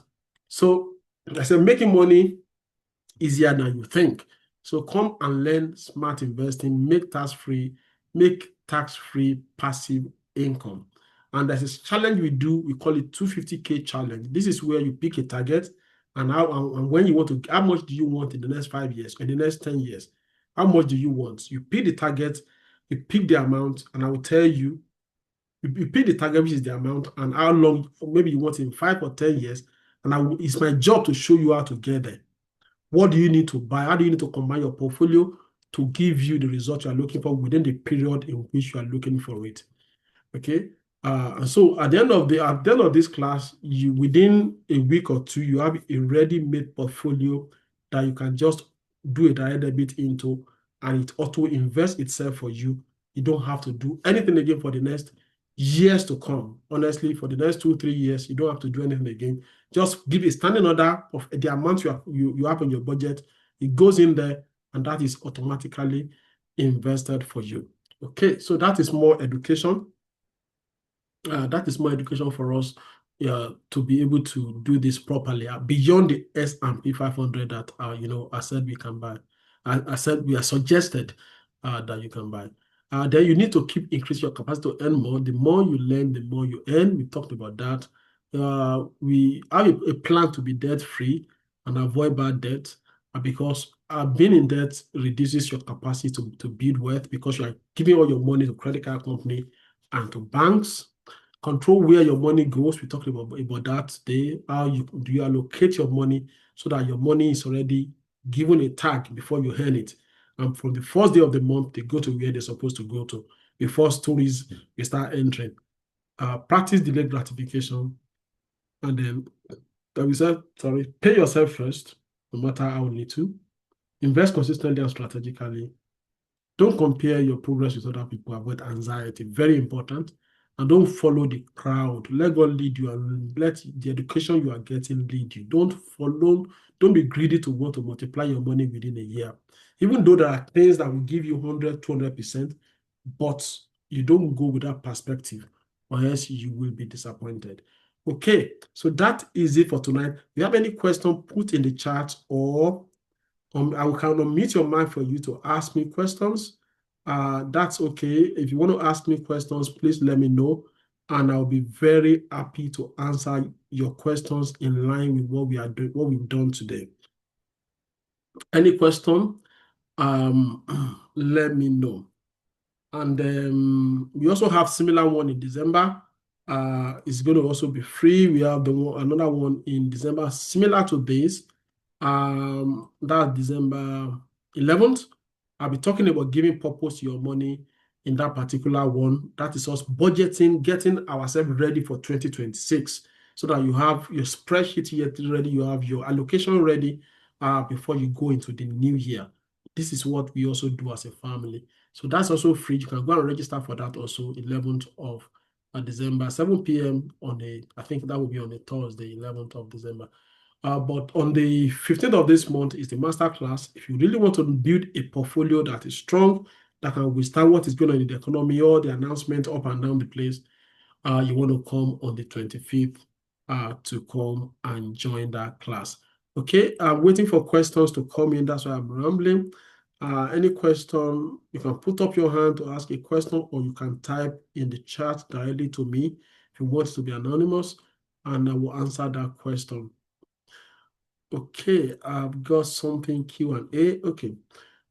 Please, in stock ISA, do I have to deposit money monthly or just deposit once or then? Okay, so it's not compulsory you do put in money on a monthly basis. Okay, I just encourage people to have a budget. So you can put money anytime you have the money. There's no specific date. There's no specific amount. There's no specific consistency. You can do one today and do one 6 months' time, and you can do once a year. You can do every week. You can do every day. So there is no stipulated consistency or amount or how often. No. So you can do as you wish.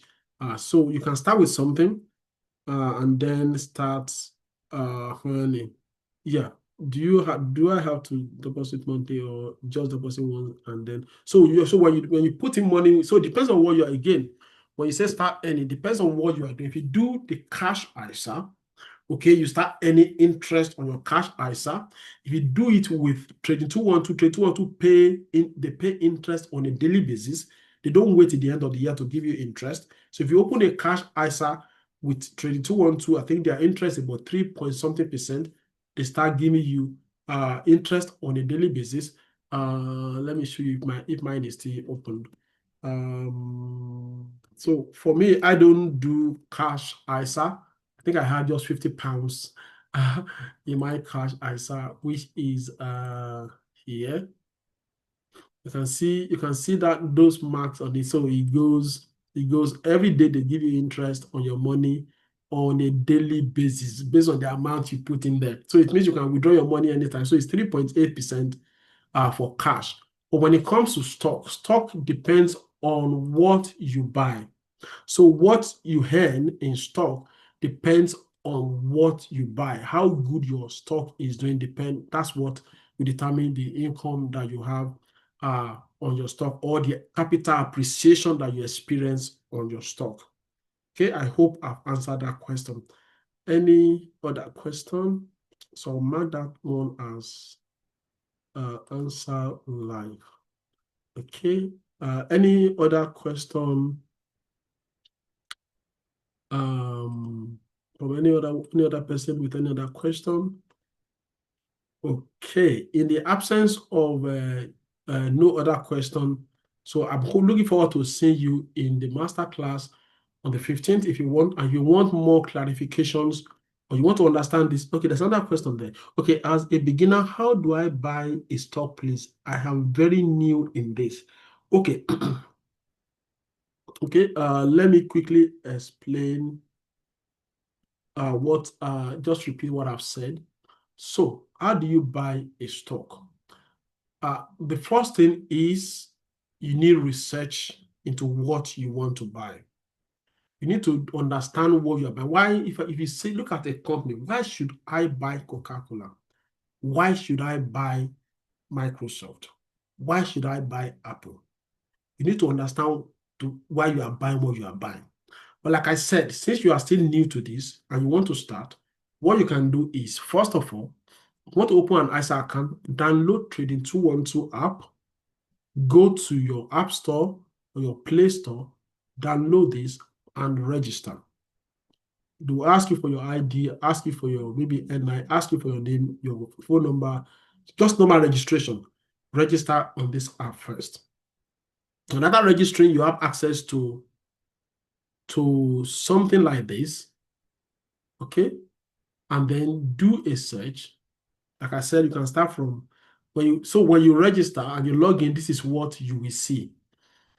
This is what you will see, maybe with zero money here, because you are just starting.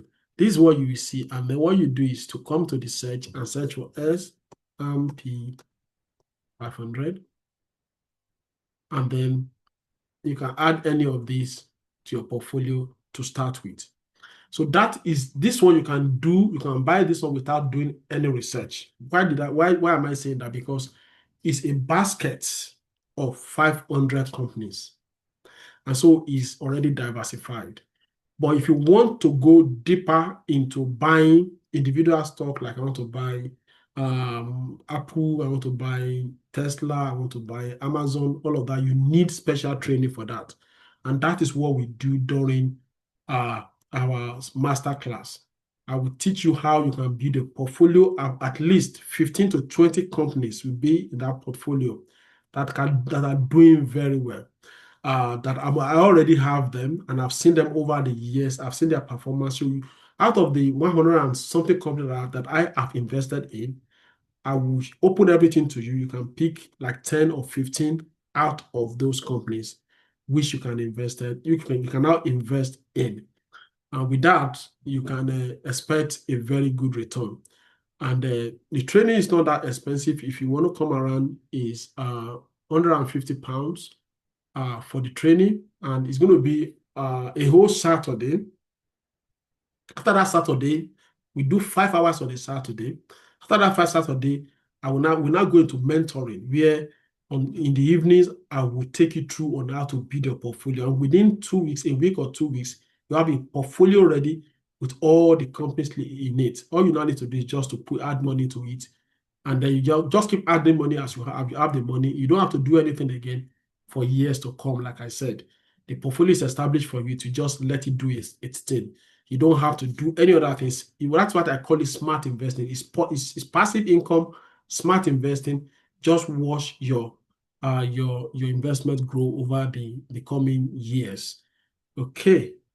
Any other question? I hope I've answered that question properly. If not, let me know. Like I said, you can start with S&P 500 on Trading 212 in your stock and share ISA accounts. Okay, thank you very much for coming tonight. And if you do have questions, my phone number is on the website where you registered from. That's ibwfg.com, which is where you registered from. Either go down here, you see my phone number here. You can text or call me for more clarification, and I'll be happy to answer you. Okay, another question in the chat. Okay, between individual and S&P 500, which one is better and also yields a higher return, please? Now, it depends on, so some people, so if you look at what I told us if you let me go to, allow me to scroll up a little bit and I will show you. This is the best way for me to explain it to you. So I'm going to give example of two companies. Okay, let's assume you invest in S&P 500 for 15 in the last 15 years. This is the return you will have gotten: 25%, 14%, 2%, 15%, 30, minus 4%, plus 30, minus 18, plus 25. So that will have given you average of 25% on a year interest on a more like interest. Let's use the word interest. The growth will have been average of 15.57% every year. Okay, that is what that will have given you. But let's assume, okay, that you did not buy, you didn't buy that. So the difference, to answer your question, it depends on what you buy. So if you, let's assume you understand, you have the knowledge of the market like myself, and you decide to come and buy. So this is S&P 500 now. You decide to come and buy. Let me compare that to NVIDIA, for instance. Maybe you bought NVIDIA. The same 5 years, S&P will give you 95, 93%. NVIDIA will give you 1,200%. Now, it takes knowledge, okay, to know that NVIDIA, I can buy NVIDIA. Do you understand? So let's assume, or you say, let me pick another, even let's pick Microsoft, a very popular one. We're going around 29. This will give you 93. Now, the security in this is that you are buying 500 companies in one. Okay, so it's slow and steady. It's slow and steady and secure. Whereas you need to get the individual ones right for you to now increase. So the possibility of increasing your money, of having more profit, is there when you do individual, but you must get them right. And that is where my job comes in, to say you must get it right. If you buy these 15 companies, you will likely do better than S&P 500. Because if you look at this here, like I showed you, this S&P 500 has only done 18%. You can see that my account has done almost 40%. And S&P has done 18%.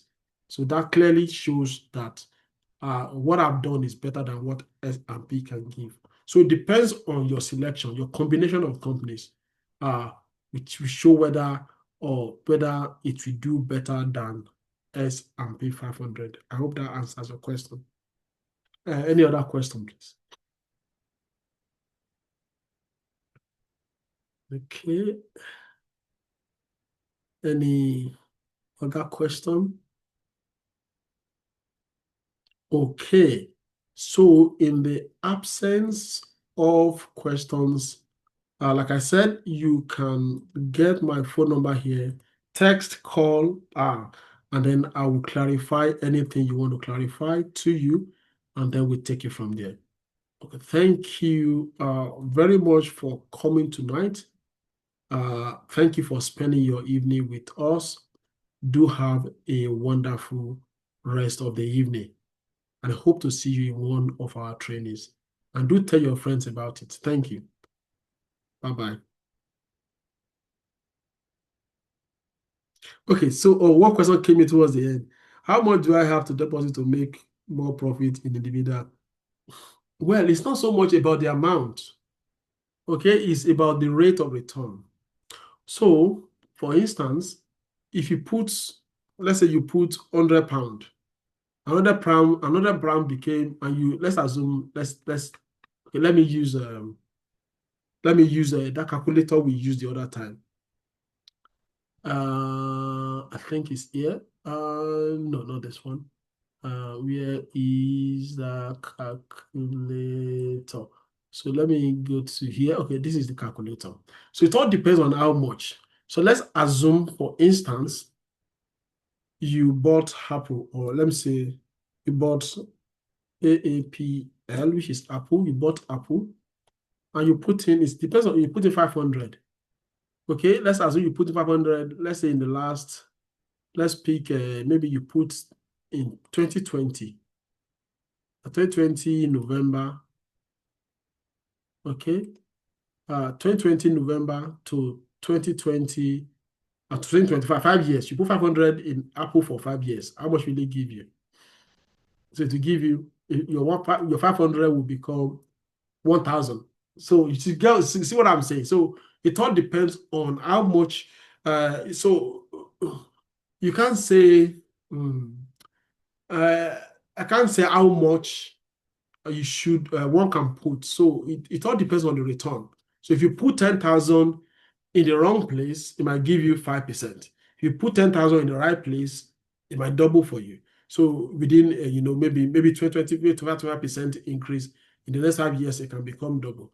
Okay, so it all depends on where the money is invested. Let me put that way. So it depends on what the money invested. So it's all about return. So if you are targeting a 10% return or a 15% return, then you know that 1,000, 15%, 10% of 1,000 is 100. Okay, if you put 10,000, 10% of 10,000 is what? Is 1,000. So it all depends on the rate of return, which will be determined by the type of company that you invested your money into. Okay. I hope answer that question. It's difficult to say this how much you need. It depends on your target. How much return are you expecting? Uh, if you know how much return you are expecting, and then just see how much, and then if you say, and then you can now just use 15% to calculate the capital appreciation on that amount. That will give you what to expect within the next 2, 3, 4, 5 years. Okay. Okay. Any other question before we wrap it up? Any other question? Okay. So any other question, please, you can chat. You can drop me a text. I would be glad to respond back to you. Okay. Do have a wonderful evening. Thank you for coming tonight, and take care of yourself. Bye.